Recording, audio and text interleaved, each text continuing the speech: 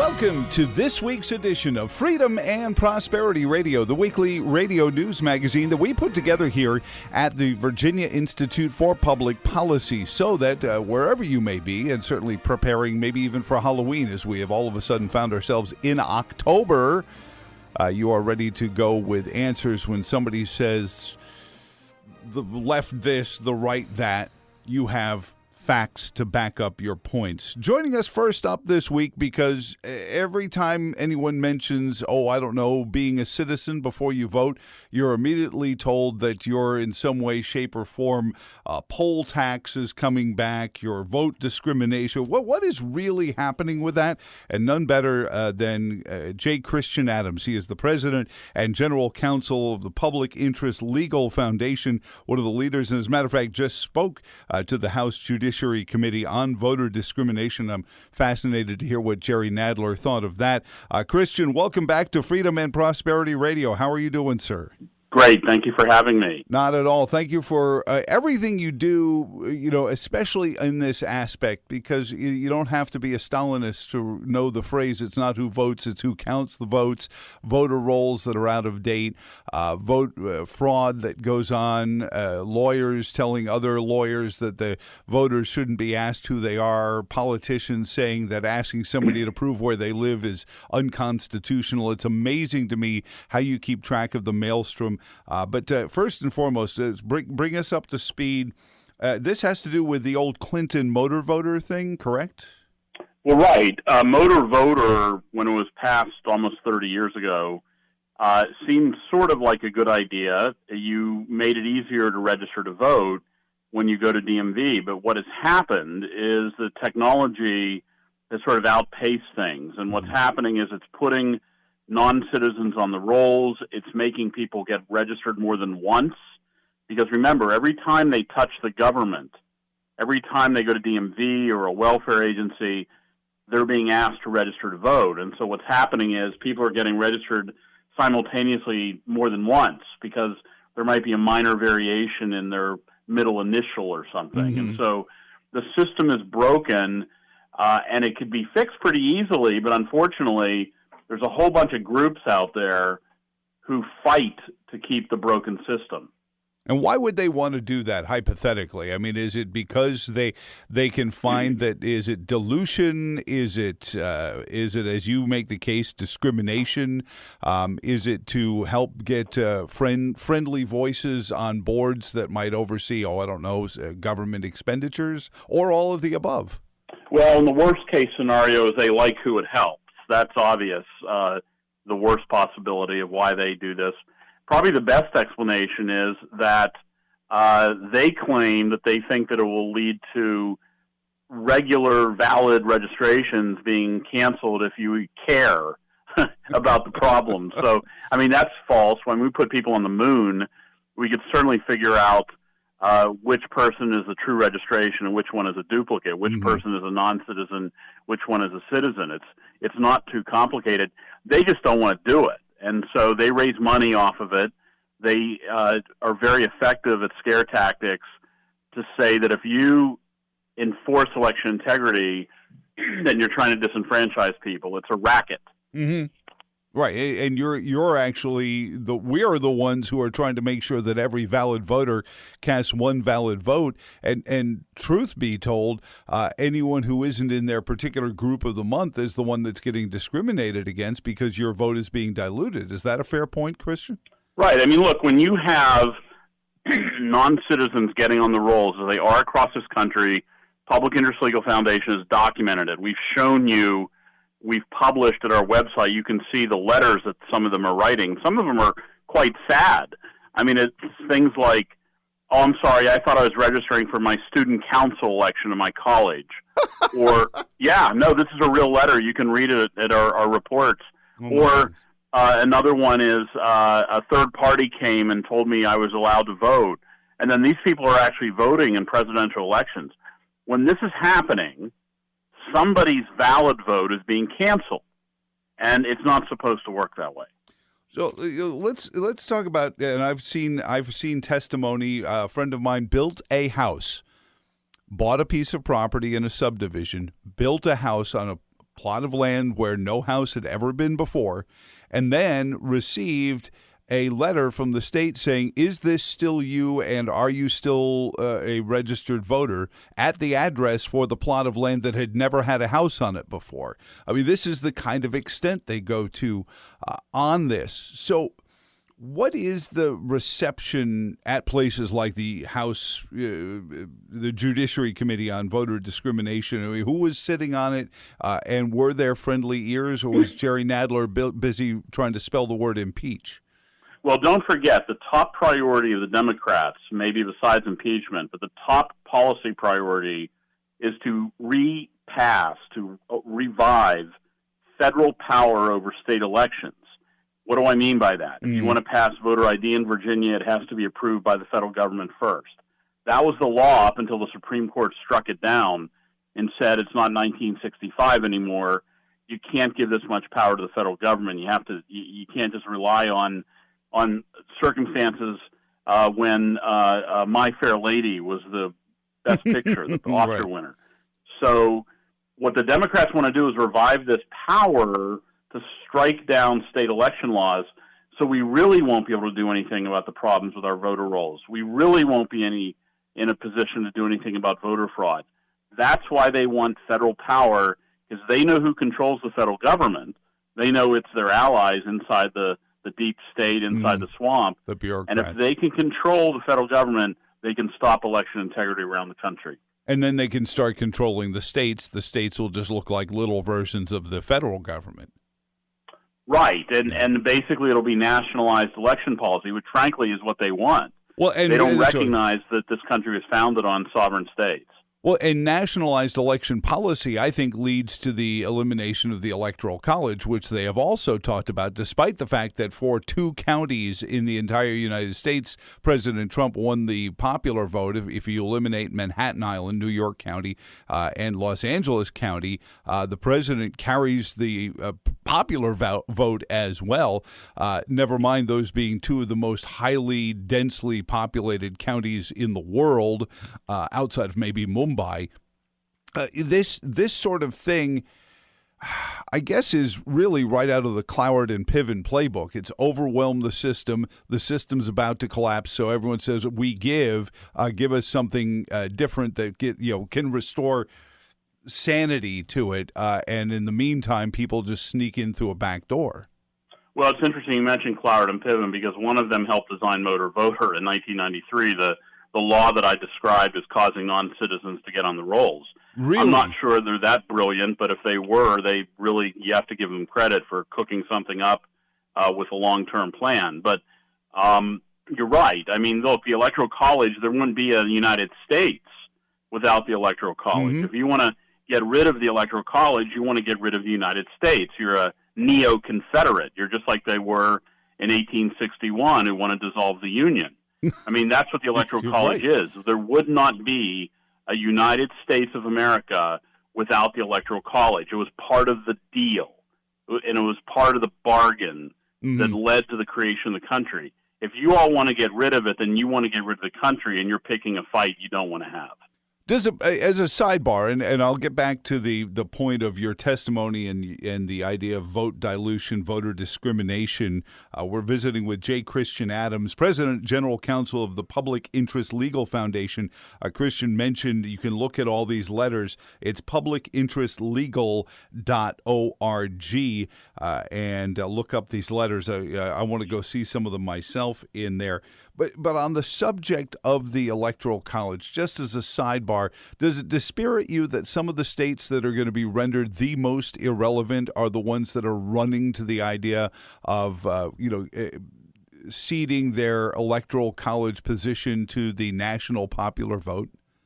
Right. I mean, some states like Connecticut and I think New Mexico fall into that category where, Connecticut, I mean, my goodness gracious, if that was the sort of place that was designed, the Electoral College was designed to reflect the sovereign nature of the state of Connecticut. Right. And so we had a deal in this country to form the country because states like Connecticut and Rhode Island and other smaller states said, hey, we need the president to be elected from the entire population to reflect every part of the country, not just the big states like Virginia and Pennsylvania and New York. Right.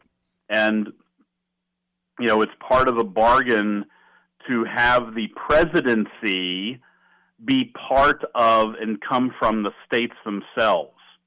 That was the deal. It's a republic. It's not a democracy, and there is a difference. And the founders knew that a democracy led to tumult and disorder. That's the words in Federalist 68, which is essentially chaos. And that's why we have a republic. If you want a democracy, get a time machine, because that's not what was passed, because it leads to people having miserable lives when you have a pure democracy.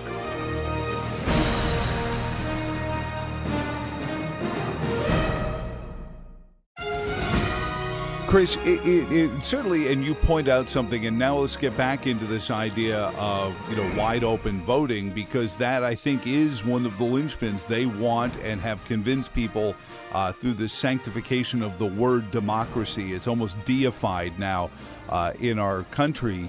This idea that democracy is everything. I compare it to fluoride.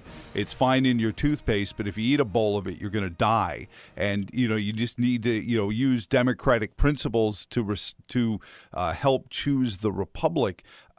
Have we failed a generation or two teaching this in civics class, or can we still retroactively teach this concept to the 20-somethings that have gotten a trophy for participating and sue for grades to be changed because they felt threatened by the teacher, and so many other things that we see cast out there? Because I know a lot of 20-somethings who get it completely. So I'm not sure we're getting an honest view of the 20-somethings. What is your take on whether or not this simple premise of the republic is something we can get the millennials back on board with?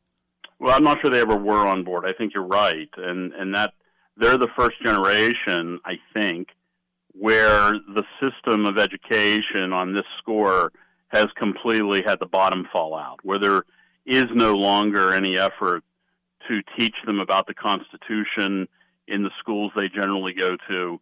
To the extent, frankly, look, I got to tell you, it's way worse than that.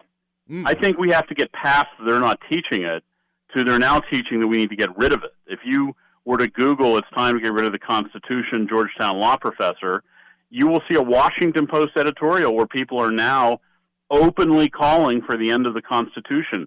We are way past the age of they're not teaching it in schools to now the teachers in schools are openly hostile to having a Constitution. So I think we need to focus more on the fight rather than trying to remedy what is already lost. We have to teach people why a Constitution makes your life better, why it means that the door doesn't get kicked in at 2 o'clock in the morning, why it means your church isn't burned to the ground by agents like happened in Mexico, all through the 19-teens and 20s. I mean, the Constitution protects human dignity. It's an important document in the history of the world because it created a better life. Right. For anybody who ever lived. And it protected your sovereignty by the rule of law. And unfortunately, I see in the 1619 editorials in the New York Times that go on that same premise that anything we did was done because we were racists and bigots, even to the point of mischaracterizing why we wanted to break away from England, which was patently a lie, but New York Times doesn't care about. Oh, it was just commentary. It was a letter. It was published in the Sunday New York Times. A lot of people read the Sunday New York Times. They go, oh, I didn't know we did that, and so they just gobble it up because we don't ask why anymore. We don't ask for a second source on these kind of things. So what was the reaction, Christian, to your presentation to the House Judiciary Committee on voter discrimination? Well, remember, I one of the things I talked about to the Congress was the case I had in Guam. I had a quirky little case where my client was not allowed to register to vote in Guam because he was not a native Chamorro, a native inhabitant of Guam. And he wasn't allowed to, he's a retired Air Force major, not allowed to register to vote for the status plebiscite because he didn't have the right granddaddy or grandmommy. And it's literally on the voter registration form, who is your mother and father? I'm not kidding. And so they marked his form void. And what was fascinating about the hearing in Congress is no Democrat and nobody sitting on the panel with me, like from the ACLU or the Leadership Conference on Civil Rights, all these civil rights groups, seemed to care. And what it demonstrated is that civil rights enforcement has become a partisan weapon. That if you can squeeze out some more Democratic seats in Congress by filing a voting rights case in Virginia, that's what you're going to do. If you can squeeze out a presidential win in North Carolina by attacking North Carolina voter ID, that's what you're going to do. And so the civil rights groups have become an integrated component of the Democratic National Committee that care about electing Democrats, not protecting civil rights.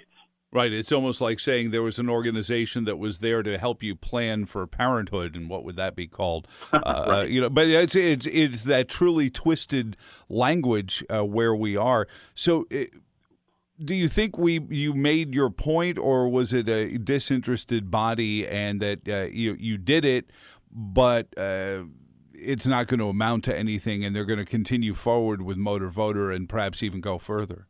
Well, the important thing was that the Republicans have begun to recognize that civil rights enforcement has been hijacked by their political enemies. And it's, passing laws to give the federal government power over state elections is going to be a law designed to unelecting Republicans, because the bureaucrats will work for the Democrats in administering those laws. And I think there's clearly an understanding now among the Republican caucus, unlike just 10 years ago, by the way. 10 years ago, a lot of them fell for it.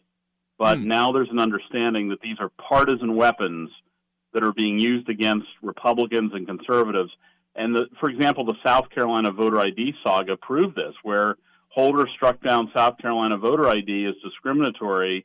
It went to court where South Carolina had the burden of proof, and South Carolina proved that there was no discriminatory effect at all. This is just a couple of years ago. So the Republicans now, I think, understand that the Voting Rights Act has the potential of being used as a weapon to help Democrats.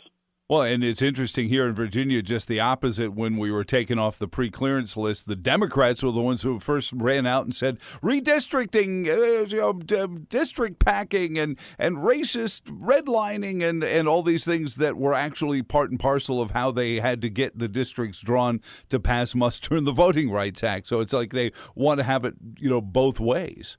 Right. They want to use any weapon they can to help their electoral prospects.